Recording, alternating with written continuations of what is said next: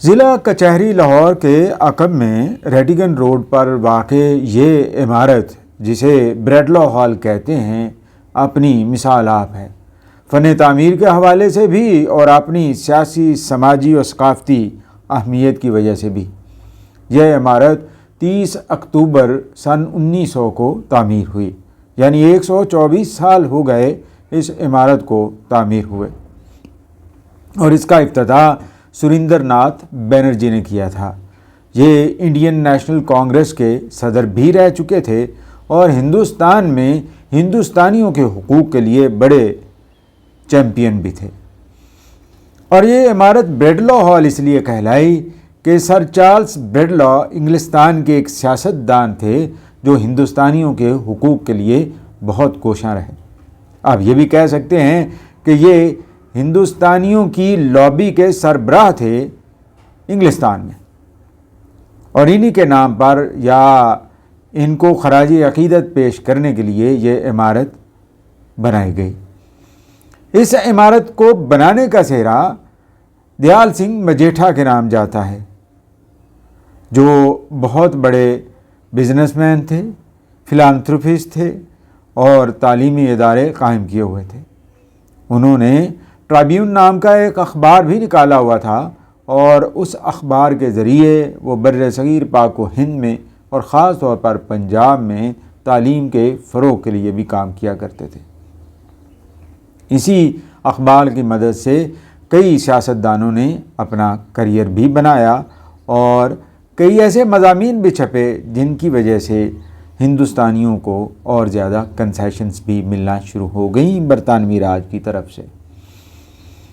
جس طرح سر چارلس بریڈلو نے کردار ادا کیا، اسی طرح دیال سنگھ مجیٹھا نے بھی لاہور میں حقوق کی تنظیموں کو منظم کرنے میں اپنا کردار ادا کیا۔ وہ انڈین نیشنل کانگریس میں بھی تھے اور سنگھ سبھا میں بھی تھے، اور اس کے علاوہ اور بھی بہت ساری تحریکیں، چاہے وہ مسلمانوں کی ہوں، ہندوؤں کی ہوں، سکھوں کی ہوں، پارسیوں کی ہوں، ان کے لیے کام کرتے رہے۔ اور یہ ہال جو سر دیال سنگھ مجیٹھا کی وجہ سے بنا تھا، یہ ہال بعد میں پارسیوں، ہندوؤں، مسلمانوں اور سکھوں کے لیے سرگرمیوں کا محور بن گیا۔ آپ کو حیرت ہوگی کہ یہ ہال لالا لاجپت رائے کے کالج کا مرکز بھی تھا، جس کالج میں بھگت سنگھ اور ایسے لوگ پڑھتے تھے۔ اصل میں لالا لاجپت رائے نے جب 1919 کے جلیانوالہ باغ کے واقعے کے بعد احتجاجی تحریک شروع کی، تو اس احتجاجی تحریک کا مرکز یہ کالج یا یہ ہال بنا، جس کو بریڈلو ہال کا نام دیا جاتا ہے۔ اور اس پلیٹ فارم سے کئی ایسے اسٹوڈنٹس بھی سامنے آئے جنہوں نے آگے جا کے بر صغیر کی سیاسی، سماجی اور دیگر محاذوں پر خدمات سر انجام دیں اور کارہائے نمایاں انجام دیے۔ آپ بھگت سنگھ کے بارے میں تو جانتے ہی ہیں کہ بھگت سنگھ شہید نے کیسے ہندوستانیوں کے لیے، ہندوستانیوں کے حقوق کے لیے کوشش کی اور اپنی جان کی بھی پرواہ نہیں کی۔ تو یوں کہہ سکتے ہیں کہ یہ ہال لاہور کی یا زندہ دلان لاہور کی سیاسی، سماجی سرگرمیوں کا محور تھا۔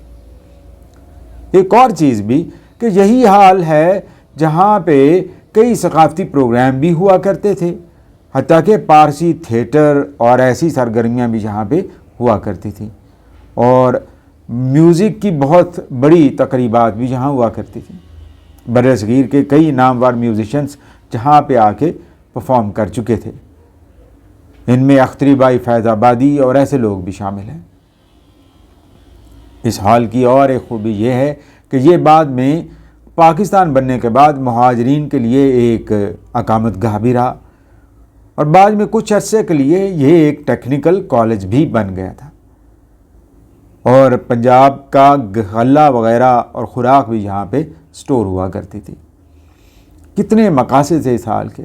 پھر یوں ہوا کہ 1960 کی دہائی میں یہاں جب راوی کا سیلاب آیا تو پھر یہ ہال بہت حد تک خراب ہو گیا اور استعمال کے قابل نہیں رہا، تو اسے بند کر دیا گیا۔ بعد میں کھولا گیا، لیکن کسی خاص کام کے لیے نہیں۔ اب حال ہی میں ورلڈ سٹی لاہور اتھارٹی نے اسے بحال کیا ہے، اور کچھ حصہ اس کا بحالی کے مراحل میں بھی ہے۔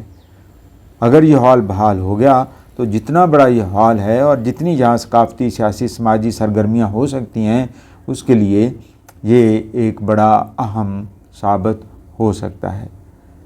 ویسے بھی ایک ایسا پلیٹ فارم چاہیے ہوتا ہے جہاں پہ لوگ آ کے گھل مل سکیں، تقریبات منعقد کر سکیں، اور ان تقریبات کے ذریعے سے یہاں پہ ایک دوسرے کو پیغام بھی دیا جا سکے اور ایک دوسرے کی ٹریننگ بھی کی جا سکے۔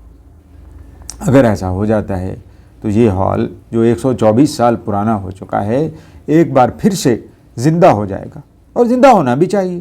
کیوں نہیں زندہ ہونا چاہیے ایسے ہالوں کو اور ایسی عمارتوں کو جن کا مقصد ہی انسانوں کے استعمال کے لیے ہے، اور اگر وہ قائم ہیں اور ان کا فن تعمیر بھی ایسا ہے کہ آپ اس کی تعریف کیے بغیر نہیں رہ سکتے، تو یقیناً اس علاقے کے لیے بھی یہ بڑے کارآمد ثابت ہو سکتے ہیں، اور اس علاقے کی دلچسپی اور زیادہ بڑھ سکتی ہے۔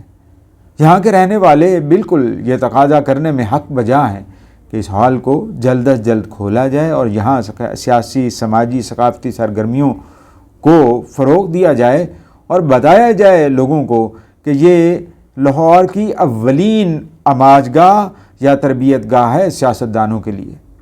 اس کے بعد ہی برکت علی اسلامیہ ہال بنا، اور اس کے بعد اور بھی پرائیویٹ سیکٹر میں ہالز بنے اور ایسی جگہیں بنی۔ الحمرا آرٹ سینٹر تو بہت بعد میں ہوا تھا،